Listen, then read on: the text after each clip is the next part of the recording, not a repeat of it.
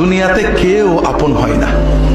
যে বউ আপন 2 ঘন্টা আপন থাকেতে 4 ঘন্টা ঝগড়া করে, আসে না নাকি?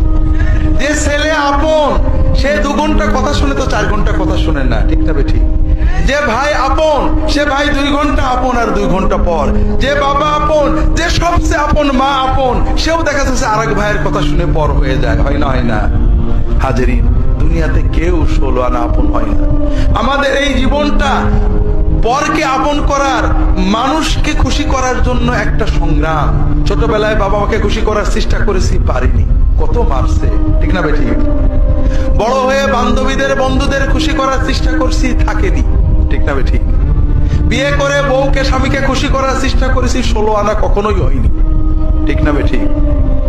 কর্মক্ষেত্রে, জীবনে, সব জায়গায় আমরা 12 আনা ব্যর্থ, যদি 4 আনা সফল হইও, ঠিক না বেঠিক? একজনই আছেন যাকে আপন করলে তিনি কখনো পর হন না, কে? আল্লাহকে আপন করতে পারলে সব সময় আল্লাহকে সাথে পাবেন। যদি আল্লাহকে আপন করে নিতে পারেন, আপনার বিপদে আপদে কষ্টে দুঃখে সব সময় মনে হবে আল্লাহ আপনার সাথেই গেছে। যে বেদনা কারোর কাছে বলা যায় না, বউয়ের কাছে বলা যায় না, মায়ের কাছে বলা যায় না, যে আনন্দে কাউকে শরীক করা যায় না, যদি আল্লাহকে আপন করতে পারেন সেই আনন্দে আল্লাহকে শরীক করতে পারবেন, সেই বেদনার কথা আল্লাহর কাছে বলে বুকটাকে হালকা করতে পারবেন। কথাকে বুঝতে পেরেছেন?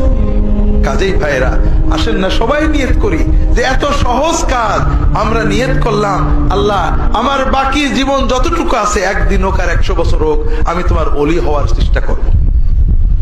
আল্লাহ তাআলা সকলের নিয়ত কবুল করে নিন, আমিন।